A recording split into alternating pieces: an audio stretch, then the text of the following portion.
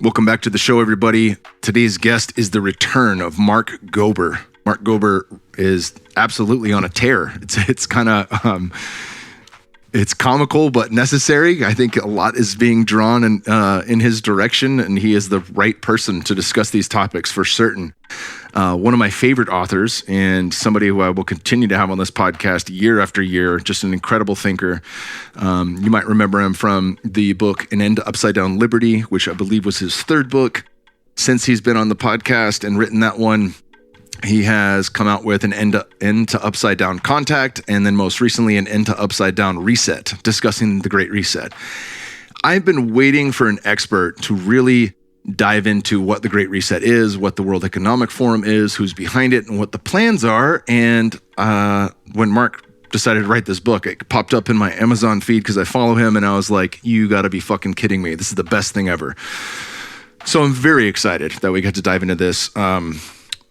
It is a cliff notes of what's discussed in the book, and a lot of me rambling about different ways that I've seen this in my own life, or in the media, or different things like that. But by no means does this exhaust the material. I highly, highly recommend you get this book. Every book that I've read of his has been mind-blowing and important for a deeper understanding of how culture works, a deeper understanding of how government could work, a deeper understanding of what lies ahead of us if we don't change courses, and the very real threat of that potential.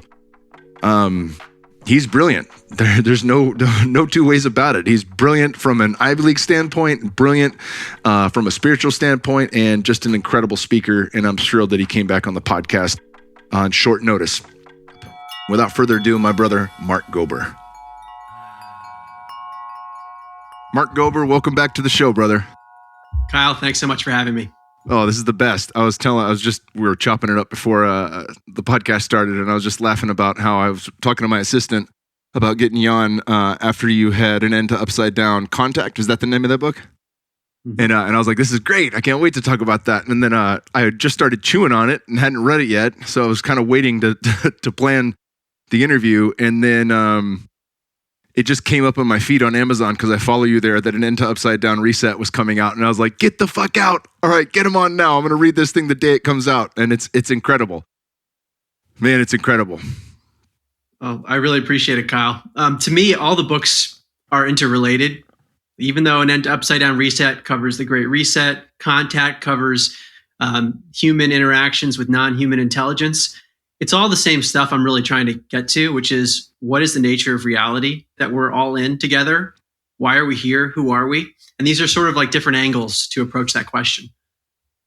Yeah, it's an important question because, depending on where we're at in Maslow's hierarchy of needs, most of us have thought of that question. It may not be something that we're daily fixated on, but it was certainly something that I was fixated on in some of my higher dose journeys, and I think that's something that drove you. Obviously, you talked about your background on the first time you were on the podcast, from Ivy League to tech in San Francisco, and then from there to Adyashanti, and walking the path of really trying to unfold and understand, like, what is the answer to this question? What are the means of which I can get there?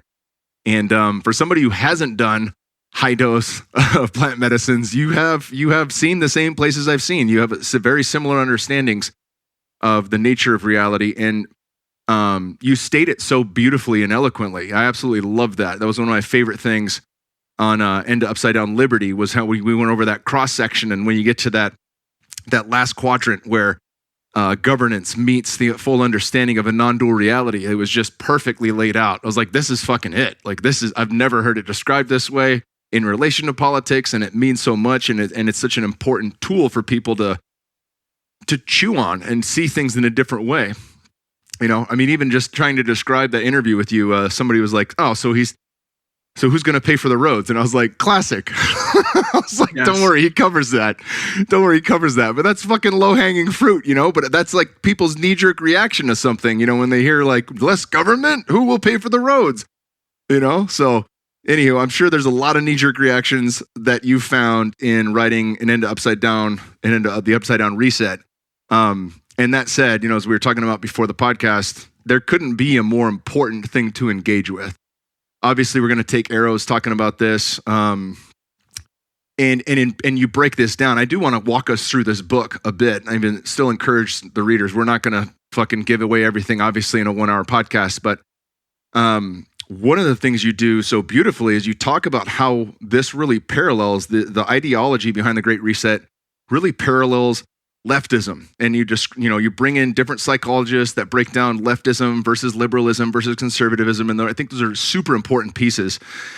I want to dive into that because that'll give people kind of a breakdown. My listeners have heard me talk about Klaus Schwab many times. They've heard me talk about Yuval Noah Harari and transhumanism and a lot of the things, that are, kind of the wheels driving the machine in certain aspects, but they have never really heard me break down like fully what the World Economic Forum is. And perhaps there's someone new to the podcast that doesn't even understand, they saw like a Great Reset ad 3 years ago and they're like, oh, that thing, that's gone. Nobody's, that never happened. Like they just think it's just a fart in the wind and it's not even going to bother them.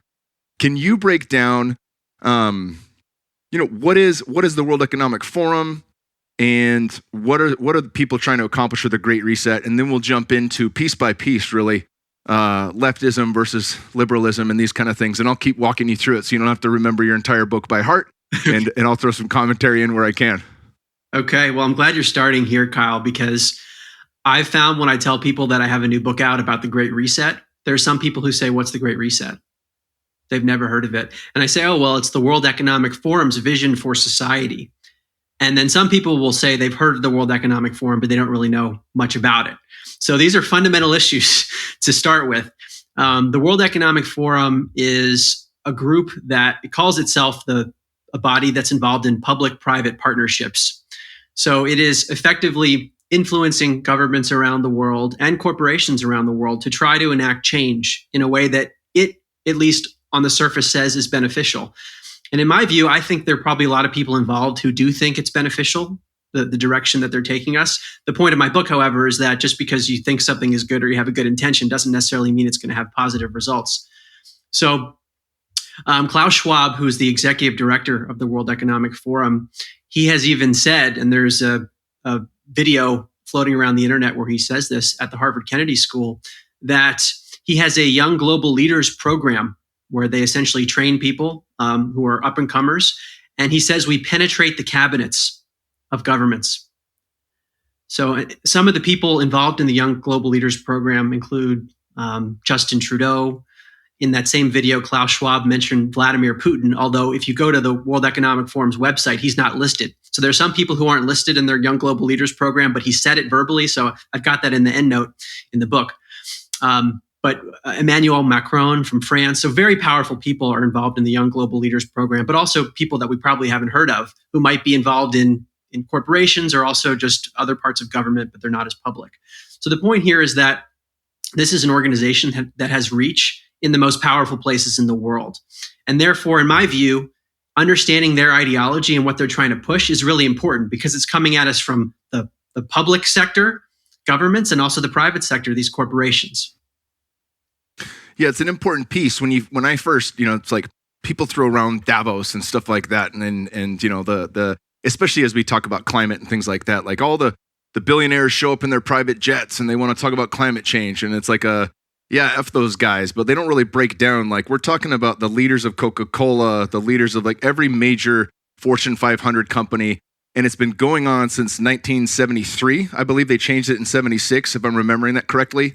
The leaders of governments, the leaders of the most, whoever's controlling the most amount of wealth and has the most amount of influence, they're in there. They've been in there, right? And that's like a thing where you're like, all right, we kind of do need to know what their plans are and what they're deciding for us or on behalf of us, because they are actually in a position to do something about it.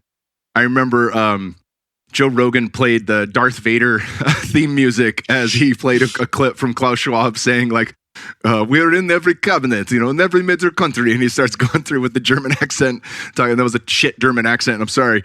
But it was powerful because it's like people are like, yeah, how much change can these guys do? Or how much can this happen? It's like, they're doing it. They're there. They're in everything. Like, this isn't a little thing. This isn't like, Canada and France. Like, no. These guys are all over the place. They're in every major government. And if they're not at the top of it, they're right there next to the top. And really, I wouldn't think too much of it either if there wasn't a very pervasive ideology that's stirring now in the public and has been for the past couple of years. I grew up in the Bay Area. I'm a Silicon Valley kid, went to Monte Vista High School in Cupertino, where Apple was founded. Very much was entrenched in a certain way of thinking. And there's still some pieces of that I take with me today that I think are phenomenal. Like, I don't care who you want to fuck. I've never cared who you want to fuck. It doesn't bother me. I don't believe you're going to burn in hell. That's not what I see when I go to the center of consciousness. I don't see a judger. I don't see the great judge that's going to send you to heaven or hell. That doesn't exist in my mind. And I know that governs a lot of people's decisions here, but it's never been a thing that's bothered me. And certainly as I've extracted myself, like Dave Rubin, from that form of thinking, it isn't one where I jump full squat into the other one and start condemning people for decisions they want to make with their own body.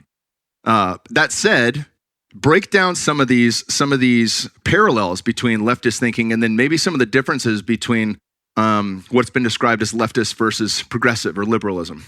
Yeah. So first of all, my background politically is that I didn't even care about politics until 2020, and I saw what was happening in the world. So I come from a pretty clean slate, blank slate with this stuff, where I was just observing what was happening in the world and then was pulled in certain directions. Ultimately, like we talked about in the last podcast, it's a very libertarian perspective of basically don't mess with people and don't mess with their stuff. Like, people's bodies should be autonomous and their property is essential. That's really what I care about. So I give that as a preface because the term leftism, as I'm learning, is a trigger word for some people, that people might have certain assumptions when you use that term. And that's why in the book I tried to define it and show how it's different from liberalism even. So let me take a few steps back. Why is a leftism in a book about the Great Reset and the World Economic Forum? Because as I was, number one, watching the world, I was seeing that a lot of the cultural movements were basically left-leaning, and that was considered mainstream. And anything that was away from that would be considered conspiracy theory or far right or something like that. So I was watching those trends, and then I was looking at what the Great Reset was talking about, and I realized, wow, there's a lot of overlap here. It might not be 100%, but there's an ideology that is pushing society, and the Great Reset seems to be pushing it as well. And to me, it is leftism. And early in the book, I distinguished leftism versus liberalism. And I used the analogy from Dennis Prager, who's a conservative. He's very critical of the left. But he says, look, left is not liberal. For instance, under leftism, race is what people should look at to judge, whereas liberals should say, we're not going to use race to judge people. So leftism might favor segregation in schools, like having dormitories based on skin color, for example, because they would say, well, that's a way of it's actually anti-racism in a convoluted way, because we're putting these people together based on their ethnicity or whatever categorization you want to use, and it's actually some way of showing them respect. But it's paradoxically, it's using some superficial characteristic to group people. But that's more of leftism. So another example would be the view of the economy. Leftists might be much more inclined toward socialism or communism, whereas liberals would say, yeah, we need the government involved in the economy, but we're not going to go that far, like toward socialism or communism. So it's really this extreme version of the left end of the spectrum. And when I look at the Great Reset, especially some of the cultural movements, but really everything, they're pushing the same kind of stuff. And I also want to clarify, a lot of what I'm getting about the Great Reset comes from the World Economic Forum's own words. So in June of 2020, there was a book called COVID-19, The Great Reset, written by Klaus Schwab and his colleague Thierry Malloret. So they talk about this Great Reset of the world, and it was announced initially by Klaus Schwab and then Prince Charles. So very influential people, John Kerry, Al Gore, they've all said this is a time for a Great Reset, and they describe what this is. However, some of the wording is vague. And what I try to do in the book is to break out what they're actually saying. And the way I break it out isn't exactly the way they break it out in the book, but what I try to do is take the essential components, including this ideology of leftism that I see all over the place. Yeah, it's beautifully done. Absolutely beautifully done. I have that book. It was very frustrating to read it because it's like, and maybe we'll dive into this at the end, like if there is something to do with consciousness, like if there's a vampire needs to be invited into your house, like if there's something to do with free will or consent, and that's why these guys fucking monologue. It's like an evil character in a cartoon movie saying what they're going to do when they have the good guys tied up. It's like, why'd you spend 30 minutes telling us your whole plan? Like, it's very confusing to me, that they're so up. I mean, take a lot of people have seen this by now. If Jose can find it, we'll link to the video in the show notes, but the very brief video on You'll Own Nothing and Love It, right? Paraphrasing, of course.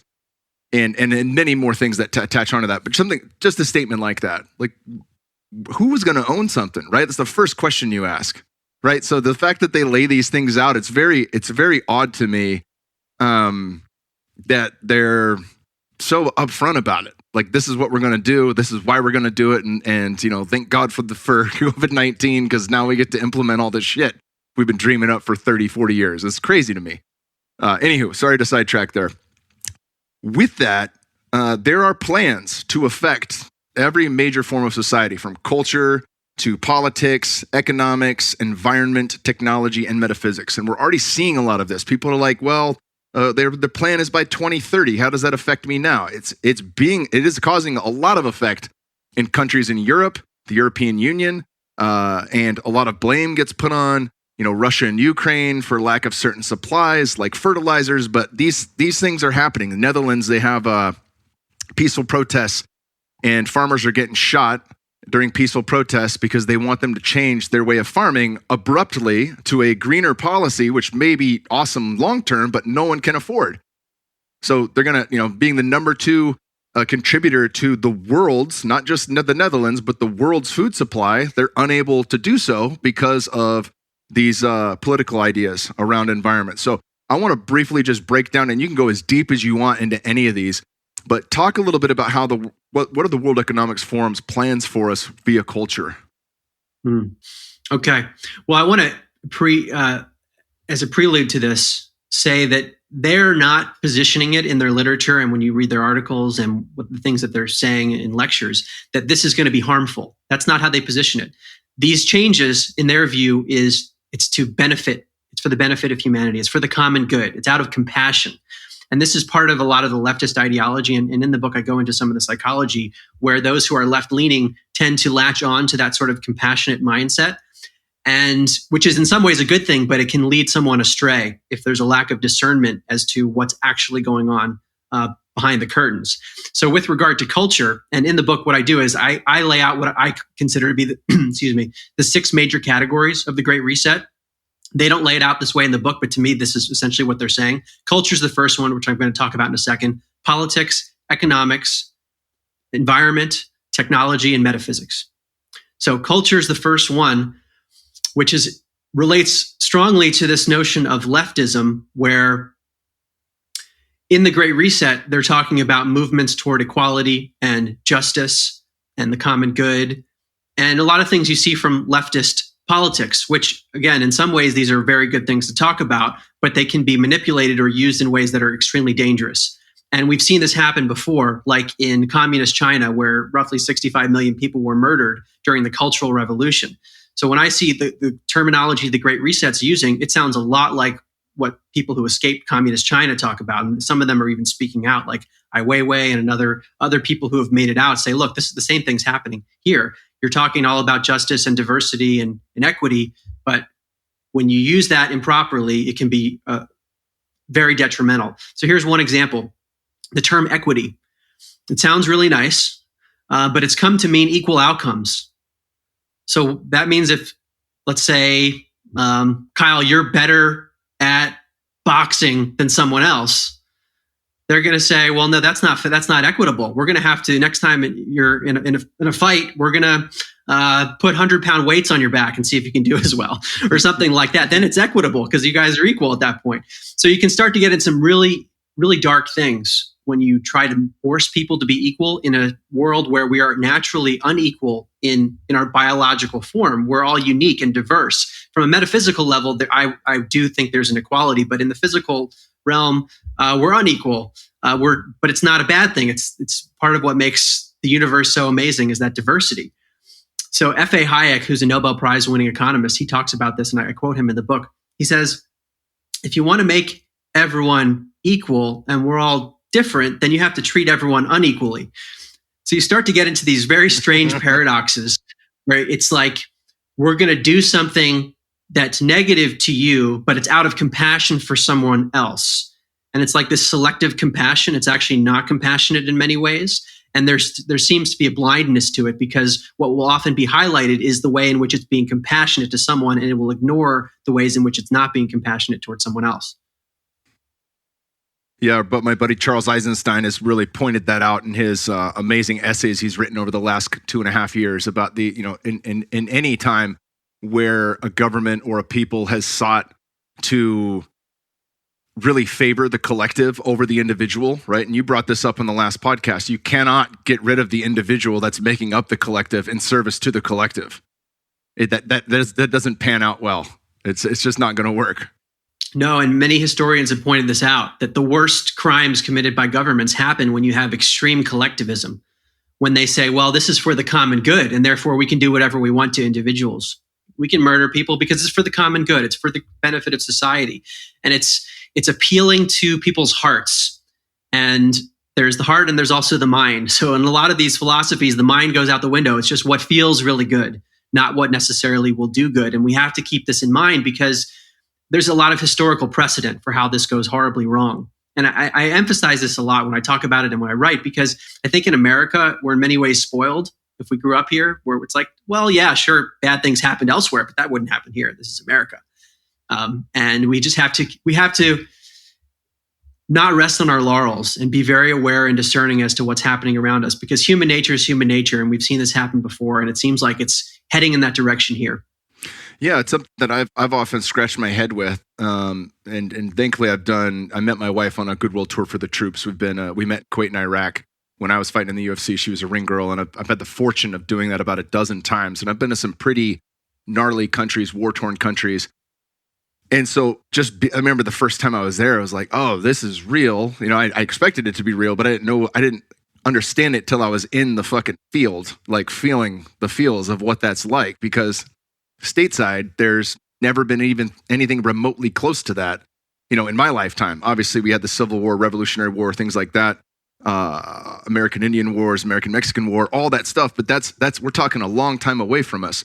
Most people have some cognitive dissonance over the quality of human that happened, in Nazi Germany. We think that we've evolved in some ways since World War II, and in some ways we have, but in very few ways have we actually evolved. Technology's evolved. There's been some different things, but the same kind of people that lived in that exact situation, that were hunting and were hunted, that's still ingrained in us. It's not even 100 years ago, right? Like it's that fast in the grand scheme of things.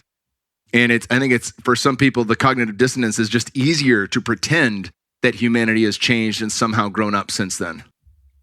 Well, I think an example of how we have not changed is what we've seen regarding, quote unquote, the unvaccinated versus the vaccinated, where we've seen a lot of hostility toward, like, a lot of tribal mentality. And we hear in the media people saying, like, the unvaccinated shouldn't have X, Y, and Z rights. Replace the unvaccinated with whatever you want in atrocities all over the world. It's the same kind of rhetoric. So there is something, I agree with you, Kyle, in human nature where this tribalism can happen. It's usually initiated by some kind of manipulation. And in my Liberty book, I talked about some of the psychology, especially the Stanford prison experiment, where people were put into the role of being prison guards and others were in the role of being prisoners. And the prison guards ended up doing horrible things to the prisoners. So some people have said, well, this is an example, even though it hasn't been replicated and there are ethical issues with it. This is an example of how if you put people in certain positions, they will become corrupted. So it's like we just have to keep our guard up for these sorts of things. And maybe one of the reasons I'm so sensitive to it is that when I started this journey 6+ years ago, I was mostly just on the spiritual path, the nature of consciousness. And when you get into those other realms, whether it's through a psychedelic experience, a near-death experience state, meditation, Kundalini, people are talking about unconditional love. That's what they're talking about. They're not talking about the dark stuff. And on one level, I think it's really good, but there can be a blindness. So in a lot of those spiritual communities, I was seeing people just not thinking about how certain things could go wrong or the dark side of things, that we are in a realm of duality, even though the ultimate reality, in my view, is non-dual, where it's just oneness, one consciousness. And many people have experienced that. I think there's a lot of evidence to support it. Within that non-duality, there is duality. There's a Mark and a Kyle. Like, we can't ignore that. And because of that, you end up with all sorts of duality. You've got good and evil. And in the spiritual community, there's a tendency often to just focus on the good and the light and the love and not the other stuff. It's like, we've got to remember that both exist. Otherwise, we could get in trouble. Yeah, beautifully stated. Let's move on to politics. How we've talked briefly about how they've infiltrated, if you will, how they've made themselves, in every major cabinet in the world, and that is a trackable thing. And even prior to that, before it was is it Future Leaders? What's the name of their group? Young Global Leaders. Young Global Leaders. They had a different name for it, and there's actually quite a few people in U.S. politics that had gone through there with the former name before it got changed. That you can look that up for yourself. Maybe Jose can throw some of that in the show notes just to geek out on. What are their plans for politics right now heading forward? Well, they talk about the return of big government and more global coordination. So for someone like me who wrote a book about liberty, like we talked about last time, where I was arguing we need less and less government, ultimately no government, and they're talking about big government. It's just the alarm bells went off when I started to read that they think we need to have a group of people basically that knows what's best for everyone else. That's really the theme of all this. And in the book, I refer to it as elitism, this notion that some people know what's better for other people. And some people might be using that as a front because they're actually psychopathic and they're like wolves in sheep's clothing. But just based on my own personal experience and a lot of people that I know, having been in Silicon Valley and investment banking in New York and that kind of world, I think there are a lot of people who genuinely feel that they're helping. And like, it's their duty to try to help. They just might be really off in the way in which they're doing it. The problem is that when you enact this sort of stuff through government, is government has a unilateral ability to alter behavior and define its own morality and tell people what to do. And again, this is where things have gone horribly wrong all over the world throughout human history, when you allow a certain group of people to control others. And I can't remember if we talked about it this last time, but for me, like, the ultimate paradox of government is, the idea is, if we didn't have government, then there would be complete chaos. We couldn't have that. So our solution to it is, we're going to take some human beings who we don't trust on their own, and we're going to take a few of those and put them in power over the other people. It just doesn't even make sense logically, as if you're taking human beings and just putting them into a more powerful position. And that's the kind of mindset you hear in the Great Reset. They talk a lot about the social contract, which for me is another huge red flag, because the social contract is this idea, which is not written anywhere that we've signed. It's not an actual contract. The idea that we have all agreed for these people to rule us, and we have elections, and it's all going to be okay because we've agreed. But we actually haven't agreed officially. There's an implicit agreement. If you look at other areas of the world, like I used to work in the consulting world, advising companies. In that world, you sign contracts with people that you're going to provide services for them. And if you don't provide the services appropriately, these are the penalties. This is what the pricing is. You lay all that stuff out in advance. With government, you don't have that. It's this quote unquote social contract where you're basically allowing people to govern you. They can charge you whatever they want, i.e. through taxes. They can change the rules of the game during the game, as the economist Hans Hermann Hoppe says. So for me, this was a big no-no, that they want to actually increase government power around the world. Yeah, that's such a big one. It's not necessarily something that we think of we're born into it, right? It's we're born into it like, I'm trying to think of the guy's name. Famous dude, was a comedian, killed himself. Robin Williams? No, the name of the title is like, if it's about the fish in the water, the story that he tells. You can't, this is fucking killing me, damn it. All right, I will fucking circle back on that afterwards, okay. But, brain fart. Maybe it'll come to me. Is This Water, I think is the name of the title. I'll get that. Man, that's going to kill me. Where was I going with it though?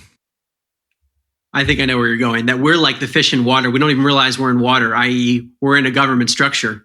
and we don't even think twice about it. Exactly. And we might think, you take like, I took a bunch of liberal classes when I was at Arizona State, just staying eligible for football. And some of them were great. And I learned some cool things. And some of them talked about, like social norms in sociology class, like, stand in an elevator, but when the door shuts, face all the people, don't face the door, right? And just see how that makes you feel, right? You're going against the social norm.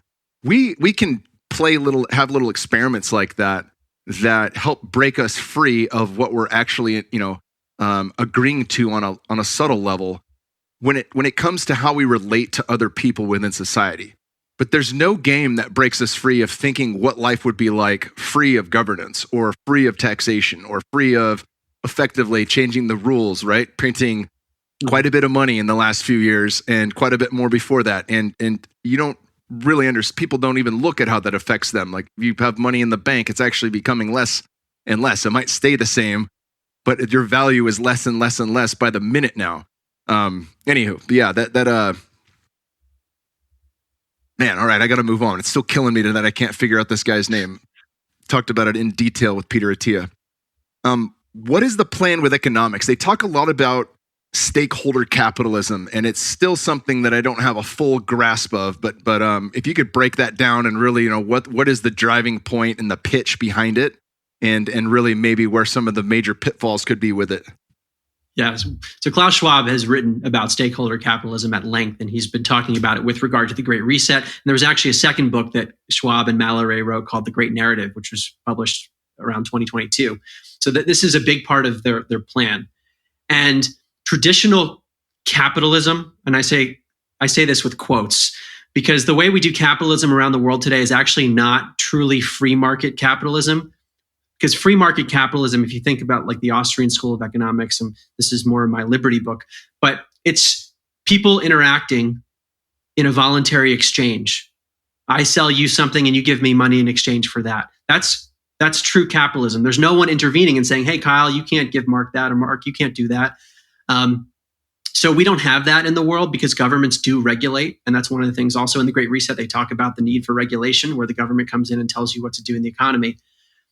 But within our quote unquote capitalism, so it's a hybrid of state intervention and some elements of capitalism, shareholder capitalism is the main model, where the shareholders of a company are the owners, and they are the ones who benefit or not based on the company's performance. Stakeholder capitalism is the idea that actually the company is not just responsible to its shareholders, to its actual owners, it's responsible to basically everyone else in society. And I think, Kyle, one of the reasons you're having a hard time grasping it, I'm having a hard time grasping it too, it's really vague. They haven't exactly defined like who are all these stakeholders. It could just mean anyone you want and say, well, this is stakeholder capitalism. You as a company, you're not serving all of your stakeholders. Now, in some ways, I understand why people support the idea of stakeholder capitalism, because it's like, companies shouldn't just pollute everything around them. They should care about people. I'm all for that. The issue is that they're not talking about a voluntary stakeholder capitalism. This is a compulsory stakeholder capitalism that they're advocating for. It's like, okay, we at the World Economic Forum or anyone we're associated with, we're going to tell the governments what kinds of laws to pass or what kinds of regulations to pass, to tell the companies what to do, and then that's going to be their stakeholder capitalism. So where could that go wrong? They could just make up the rules, whatever they want them to be, and say, well, this is stakeholder capitalism. And so ESG is one of the big terms that's going around these days, environmental, social, and governance, which is related to this economic vision in the World Economic Forum's Great Reset. It's like companies have to do good by the environment. They want to do good socially and have good governance. But again, what do those terms mean? They get to be defined by certain people. They get to be defined by the World Economic Forum or the United Nations, and the governments get to enforce that. So this is another one of those potential wolves in sheep's clothing, where they say, look, we're trying to transform the economy in a really positive direction. And they explain all the reasons why it's positive. And that's all true in some ways, except they're enforcing it in their own specific way. So what happens if they say, okay, we mandate that that companies need to have X number of people of a certain ethnicity, X number of people of a certain gender, X number of people of a certain sexual orientation, all of these criteria that are based on superficial characteristics. And it's like, if you don't do these things, then you're violating maybe you're even breaking the law. or something. Then they get to steer things in the way that they want to. Even if a company says, well, this is actually not in our best interest, we could serve customers better another way. So ultimately, stakeholder capitalism to me, under the Great Reset, is just another way of controlling the economy and not allowing people to freely and voluntarily exchange. That's beautifully stated. And what are their plans for the environment? And we touched a little bit on this, how this is already in effect in countries in Europe and different parts of the world. And, please, I'm just going to shut my mouth and maybe jump in at the end here from the environmental standpoint, because this is something that's like right in our face and truly does flow with leftist ideology, and in large part, and is, they almost give you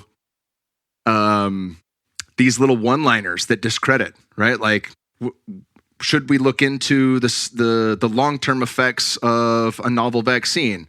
Anti-vaxxer, right? Like you get these little bullet point things like hasn't the climate been changing for some time? Does it go up? Are we in the cycle of warming then cooling? How does that work? Climate change denier. You have these little, like, the bullet points that end the conversation, right? Or trust the science. It's another great one. So if we, and this is really straw manning anyone's argument. If we steel man the argument, then we, try it on and really grapple with it and understand it for ourselves, perhaps better than the person we're talking to. And then we at least know why they have the thought on that. But talk a little bit about the environment here, because this is one that really is at the forefront, believe it or not, of a lot of their agenda. Yeah. We'll talk about taking arrows. This is one of those things where I thought it was an important topic to mention. It's essential in terms of where we're heading, but it is so controversial, like you say. If you question the narrative at all, you are a denier. And I think there are issues with the way they are pushing environmental betterment of the planet. They do mention, so first of all, their focus with regard to environment is climate. In some cases, they talk about other areas of the environment that need to improve too, but climate is the focus. So that's what I focus on in the book as well. And I do think it's a good thing for us as a society to try to do better by the environment. So my critiques have nothing to do with that. I'm just concerned about their implementation of betterment of the climate, like of combating climate change. So one example I give that should raise some red flags and did for me, because again, I wasn't looking at climate at all until all the political stuff started happening in 2020, and something I've been looking into more and more. But in April of 2021, Project Veritas, which is the undercover journalism outfit, they recorded a CNN technical director who said some very revealing things, like fear sells. And he said that, look, right now we're in COVID, and COVID is the thing that everyone's afraid of, but this is not going to go on forever. But we've got something that has longevity, and that's climate. So after COVID, we're going to be focusing on climate. And I wrote that in my Liberty book. I included it there when I was talking about mind control in the media. And at the time that I wrote it, we hadn't seen the climate hysteria yet. But it has happened in the way that this CNN technical director talked about. So for me, that's just a big data point. Like, okay, they're going to use this thing to try to control people and to try to induce fear. Now, like with regard to COVID, have people died? Have people gotten sick? Has there been tragedy? Absolutely. It's the same thing with the environment. Like there are issues, but just because there is a problem, there's this mentality I'm noticing. It's like a herd mentality where if there's a problem, we get to do whatever we want in order to stop it, because we believe the solution is going to stop it, even if we end up being wrong in the end. And so in the environmental chapter, I make some of these analogies between COVID and climate, like many others have as well, that it's like it's an emergency, or the perception of an emergency is an opportunity to control behavior. We saw that very clearly with COVID. Okay, we've got this emergency. We get to lock you in your homes. We get to coerce you or mandate this experimental shot, and so on. We get to lock down your business. There's been talk of things like climate lockdowns. We'll see how serious that is, but it's a similar kind of mentality. We also hear about like electric cars, like not allowing people to have their full car ownership. Basically ways of controlling movement. That's one of the themes that comes up. So again, some of these things, maybe there's benefit, but it could be detrimental. With regard to oil and gas and fossil fuels, there's a very interesting book out by Alex Epstein called Fossil Future. And he points out that there's this kind of cultural milieu that everything with regard to fossil fuels is negative and everything that's an alternative is positive. But like he points to solar panels that they're made often in China using low environmental standards and slave labor. So it's like we have to think about both sides of the equation. That's what I try to explain in that chapter. Because if we don't think about both sides of it, then it can be easy to fall into whatever the authorities say, like, oh, we project that X, Y, and Z is going to happen, and therefore we get to control your behavior now. One of the problems with that is that projections, just like with COVID, we see this with climate, they're based on models. And models are models. They're not necessarily 100% true, or they're not 100% predictive. And we've seen this historically. I give a number of examples of the book where the expert said X, Y, and Z is going to happen in the future, and it actually didn't happen. So it is a dangerous game for a certain number of people. Again, this is the elitist mentality. We know what's best for you, and therefore this is going to happen in the future, and we have to control your behavior today. Now, one of the really scary things that, in addition to like controlling movement through automotive stuff, is the president of Alibaba talks about individualized carbon footprint trackers that they're working on, where basically your ability to travel anywhere or to just do things in life, they're going to be monitoring your consumption. So it's that sort of thing that I'm really concerned about with regard to the Great Reset. They're pushing this hard, and it's potentially a wolf in sheep's clothing. Sounds really compassionate. Yeah, we should do good things for the environment, but how could that be manipulated to control people? Yeah, that's flawless. I believe there are some countries in Europe right now that are telling people what their carbon score is on a particular flight. So you would see it on your ticket, next to mileage, like your carbon score based on how long the flight is and how much carbon you've used up, as a way to kind of seed that and normalize, oh, this is a thing here. This is worth tracking, and you're going to see how big your carbon footprint is. And, for a lot of people that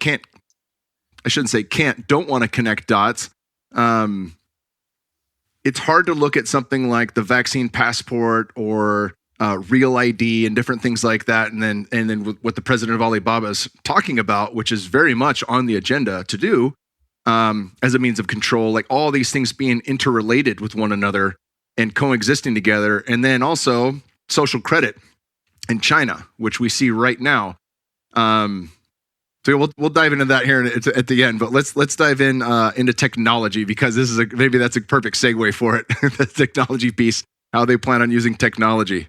Yeah, and in COVID-19, The Great Reset, the book by Schwab and Mallory, they are very open actually about the risks of technology and what Klaus Schwab has called the fourth industrial revolution, which is, there are different interpretations of it, but transhumanism seems to be a big part of it, where like there's less distinction between the immaterial and between like the artificial and the organic.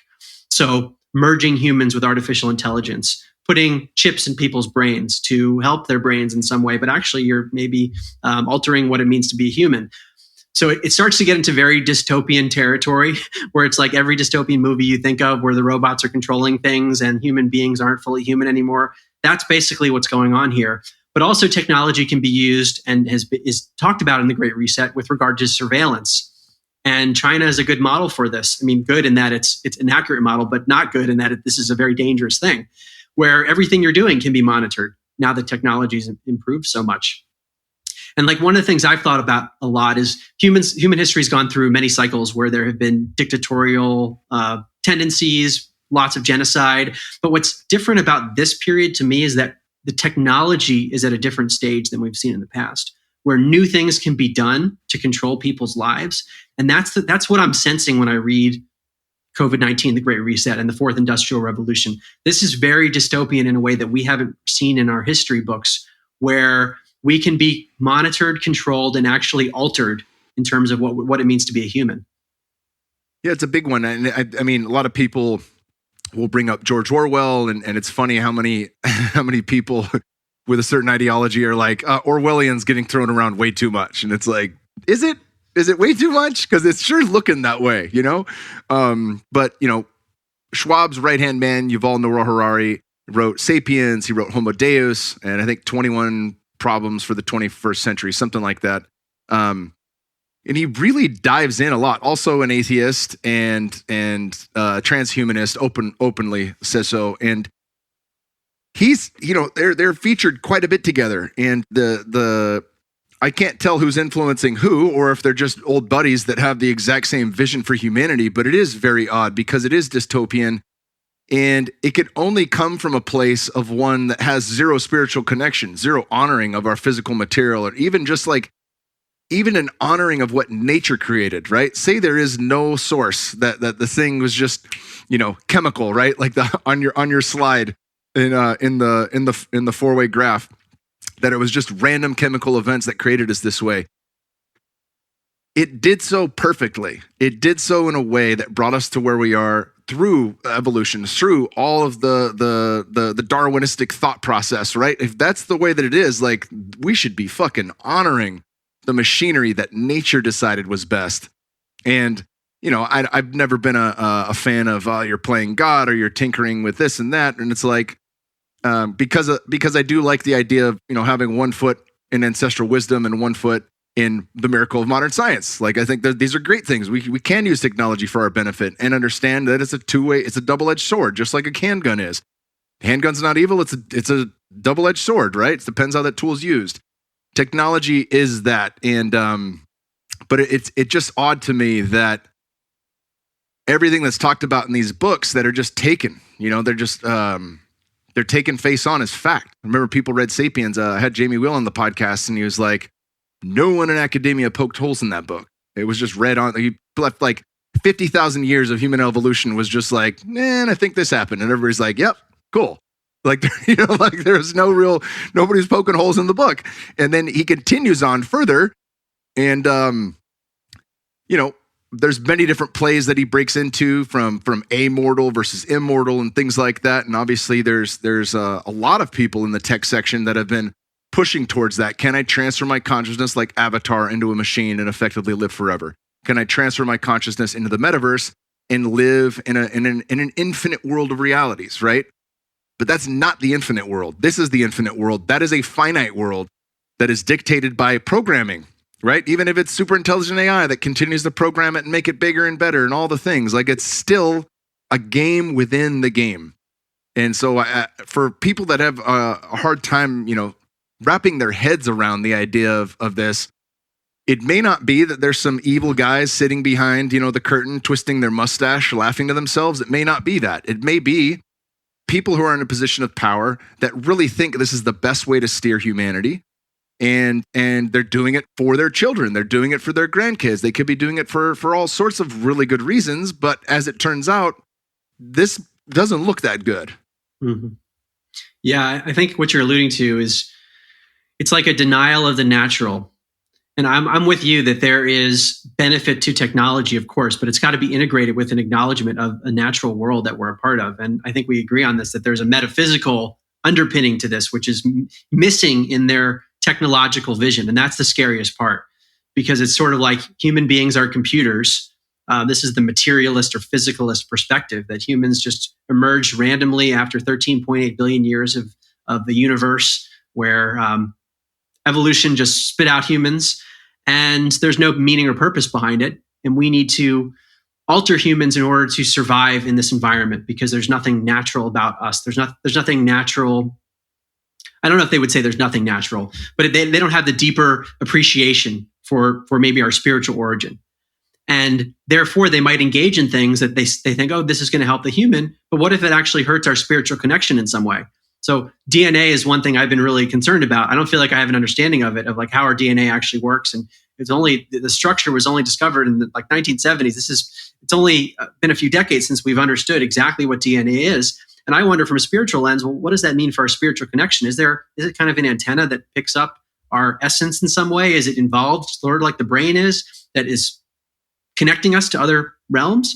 So when I hear of a lot of things with regard to technology and genetic editing, genetic modification, it's like, well, are we playing with nature in a way that's more dangerous than we could even imagine? The same goes with transhumanism, of merging humans with AI. It's like, could some of this technology, while beneficial in certain ways, could it alter our spiritual connection? Especially with regard to brain chips. That's like my biggest concern, because I do think the brain is involved in our spiritual connection. And it's like the brain is almost like an antenna. receiver or a filtering mechanism that's processing this consciousness that's beyond our body. And the brain is one of the mechanisms for processing it. Well, if you start messing around with the brain and putting chips in there, what is that going to do? I don't know the answer to it. I mean, the same is with the metaverse. What happens when we put our consciousness in a virtual artificial world? Is that detrimental from a spiritual lens? These things are just not being considered within the Great Reset and within the broader societal discourse right now. So those are points I wanted to raise because they're risks that aren't even acknowledged often. Yeah, I'm sure you're familiar. Robert Anton Wilson, he phenomenal author, just a phenomenal thinker. Homies with Timothy Leary, and he said, everyone's left brain is what makes us different. It's the right brain that's all the same. The right brain is all the same because that's the piece that connects to the one. And whether that's true or not, that makes a lot of sense to me. Understanding, the feminine aspects of ourselves, the intuitive aspects, the aspect that connects to the higher knowing, whatever you'd call that, the one that recognizes synchronicity, is the thing that's connecting to universal consciousness. And this rationale, and certainly a very weighted thing that we must know and must work with in today's society, that's ever present, but it can't be the only thing that we connect to. And if one of these things that we do to ourselves, whether it be through editing DNA or adding technology within ourselves, disconnects that intuitive side, the knowing side, the gnosis side of our equation, that would be, that's something you can't, in my opinion, get back. I'm worried about the same thing. We don't know how big the danger is, basically. And it's like we might be playing with fire here. Absolutely. Well, that pretty much, breaks down in a very, very light, cliff notey way of what you've written here. I highly, highly encourage people to check it out and all of your work. One thing that we didn't get a chance to talk to, and we've still got some time if you're cool with it, is the end up upside down contact. And what propelled you to write this book? And obviously you've been on just a pace that is breakneck. I've never seen somebody just dish out such amazing books, one right after another. I know Paul Selig writes them quick because he's channeling the whole thing, so maybe that's it. But yeah, breakneck pace. What propelled you to write about this? Well, so an end to upside down contact looks at human interactions with advanced intelligences, basically. And in the book, I provide evidence that that's a real thing. It's not just fiction.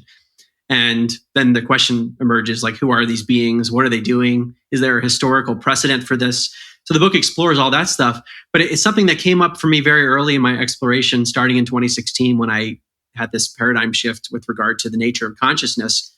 I was looking at a lot of things like past lives, between lives, things that we just don't have memories of often, although some young children do. Some people have memories that in altered states of consciousness. But I was looking a lot at past life regression hypnosis.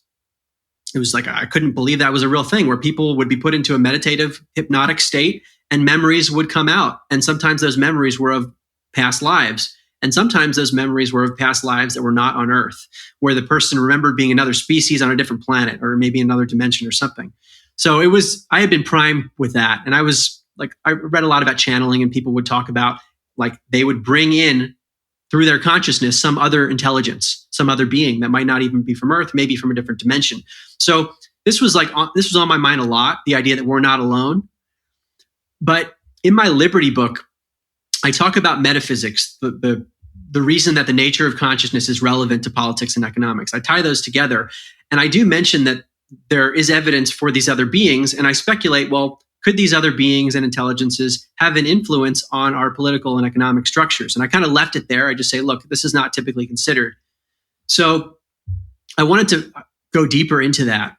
And the work of John Mack, who's a former head of psychiatry at Harvard, Pulitzer Prize winner, the most credible person you could imagine, he started to evaluate cases of people who claimed they were abducted by aliens. Now, that sounds insane, but this guy was really studying these people, and he concluded they were not psychotic. They had genuine experiences. So he was a believer and wrote a book called Abduction and then Passport to the Cosmos. As a scientist, doctor, he went through in the book Abduction, each chapter on some of the most compelling case studies of the people that he talked to. He talked to them what they remembered before hypnosis. Then he used hypnotic techniques. Then they would have more memories that came out. And I mention all this because there's credibility behind ideas that sound insane. So I'm thinking to myself, so take a few steps back here. I think one of the reasons I write these books is I wrote the first one thinking, wow, this is so important. The brain doesn't create consciousness. That's the theme of the first book. And then I kept researching and realized, wow, I left this out. And then I write another one and say, wow, I really left this out. And I feel this sense of responsibility when I'm putting books out that I want to give people a comprehensive picture. That's why I'm doing this. And I realized with regard to contact, there's a lot of stuff that I didn't include in my first 3 books that I've got to get out there. This is essential. There are aliens potentially abducting people. And what John Mack talked about, this Harvard professor was saying that people would come back saying that their sperm and eggs were taken and there were alien human hybrids on these ships. This was coming up all over the place. I'm like, okay, I've got to look into this. And if it's not real, then okay, but I've got to evaluate what people are saying. And my conclusion is that, I don't know, some of this stuff's real. I can't wrap my head around it, but there are too many common threads where people in different areas. So John Mack was studying people in the flesh who would come back and say, I had this experience, and he'd use hypnosis, for example. But then you've got Rick Strassman, the University of New Mexico, studying people with DMT. And independently, they're talking about very similar things to what John Mack reported.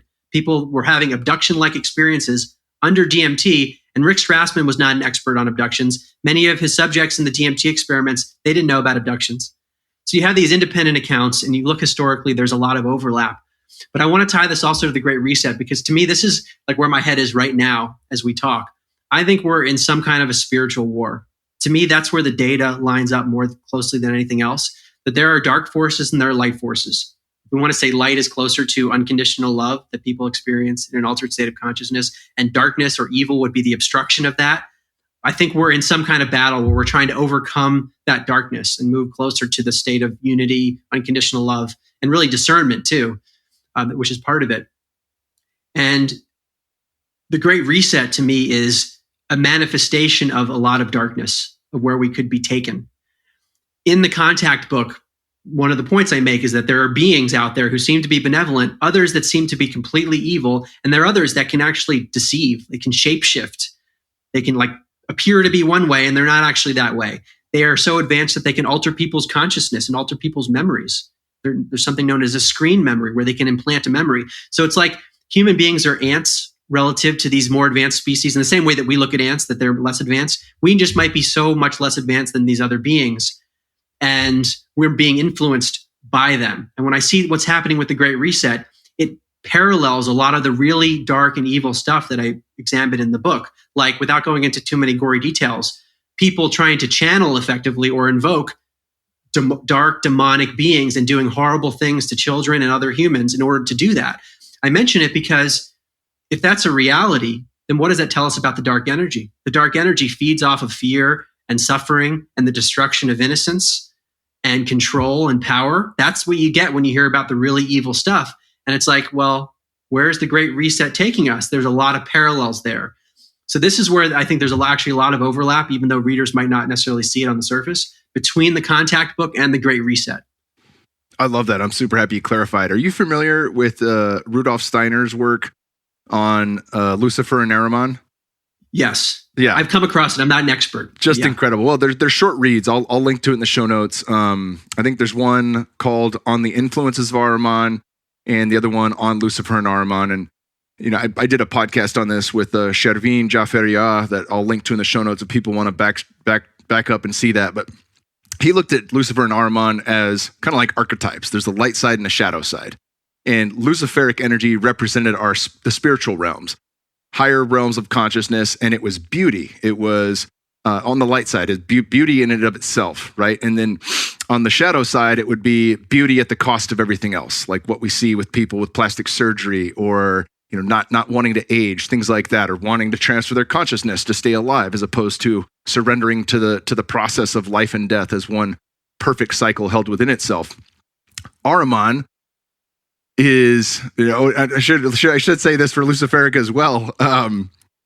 People that are trying to ascend this realm and get to 5D consciousness and don't think that there's anything to do here, or somebody who says I'm gonna be a martyr so I can go to heaven, and they don't pay attention to what's happening in their lives right now, that would also be Luciferic on the negative side. Ahrimanic is the opposite. It is very much the materialist viewpoint that we are only skin, flesh, and blood, and that there's nothing beyond that. The light side of Ahriman would be structure, things like mathematics, science at its best.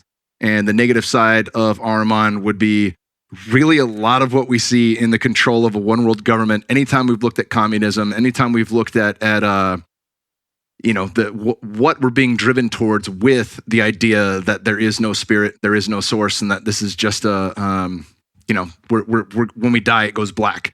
That type of mindset. And Steiner predicted that Ahriman would take physical form in this century. And it's very curious to me. Some people think that's super intelligent AI. Some people think it's an actual human like Zuckerberg. I don't go that far, but I just remain curious. And what Steiner alludes to is that it's in working with both, like we find our extremes to find our center. It's the middle path. It's the Buddha's way. He calls that the Christ. The Christ is the middle path. And it's in recognizing both, that we are spiritual beings and we have a material body. And this time actually does matter. That's why we're here. And then walking that middle path allows us to escape some of the perils of being too far in one direction or another. Yeah, that's very well said. And I feel like I've been on both ends of that spectrum in my journey. I started off as a materialist, atheist, agnostic. When you die, lights out, that's the end. Life is random and meaningless. That was what I thought to be true, literally. I know that might be hard for some people to believe, but I thought that's what science was teaching us. But now I don't think that's true. But then you go down the spiritual path and you get this almost spiritual escapism and nihilism of like, oh, well, nothing matters because I'm the oneness in the end. And some people would even say, like, I'm not even here. Or Ramana Maharshi would say things like, the world that we see doesn't exist. And there's partial truth to that, but it has to be pulled back into this middle area that you're describing, where it's like we have to acknowledge there is stuff for us to do here, to be the best version of ourselves, to contribute to all that sort of thing that you hear in many spiritual and personal development areas, but not having the nihilism of believing that it's all meaningless as well. So it's like, this is tricky because at some level, people would say, you are just enacting the will of the broader consciousness. You are a vessel for that. And in that, you surrender. So it's this balance of wanting to surrender, but also wanting to be active.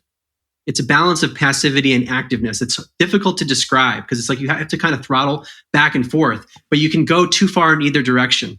And I do agree with you that like this is, to me, combating the Great Reset or whatever. Maybe next it's going to be some other thing if the Great Reset doesn't pan out in this way. Although I think we're moving in that direction. It might have a different name. We've got to get to that middle path of being active and resisting things that are actually evil and not just saying, oh, well, it's all just oneness, so I don't need to worry about that. Well, if you were an evil psychopath, you'd want everyone to say that because then no one's going to resist you. And we've got to get into that place of saying that if evil is occurring, we can't just sit back and say it's all going to be taken care of. It's being active.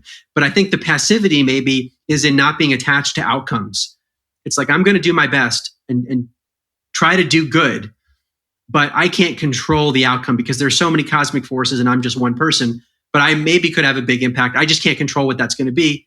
Regardless of all that, I'm going to give it 100%. Yeah, that's beautifully stated. That thing has kept me sane in insane moments in the last 2.5 years, the Serenity Prayer. Like really, really focusing on the things that I'm in control of and not worrying about the things that are without my control. And then, continuing the prayer of asking for the wisdom to know the difference between the two. And I think that's an important piece because on the one hand, you have people that are like, it's out of my control. And they put the whole thing, including their life, off to the side as out of control. And then there are other people that think it's all within their control and they go as hard as they can, to the paint, think they're going to try to fix everything. And that's a weight none of us can carry alone, right? We can't, to use the Lord of the Ring analogy, anyone who puts the ring on is going to be consumed by the ring. We have to hold this as a collective.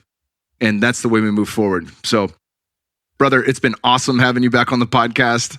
I am thrilled. Every time you come out with something, I'm overjoyed. I can't wait to see what you come up with next. And I'm really excited. Hopefully this year, if not this year, for sure next year, we'll get you out to a Fit for Service event as a speaker. And I love what you're doing. Where can people get a hold of you? And of course, we'll link to every one of your books in the show notes as well. Well, Kyle, first, I want to thank you for all your support. I really, truly appreciate it. And thank you for all the work you do and the courage it takes to talk about these topics. I appreciate that you use your platform for this. The way to reach me is on markgober.com, markgober.com, which has all of my info, all of my books. There are 5 of them now. They're on Amazon in hard copy, Kindle, and Audible. Although the the End Upside Down, Into the Upside Down Reset will be available on Audible February 7th. Cool. Hell yeah. I chew through Audible, so I'm going to get that on Audible as well. Awesome. Well, beautiful. Thank you so much, brother. And we'll do it again as soon as we can. Awesome. I really appreciate it.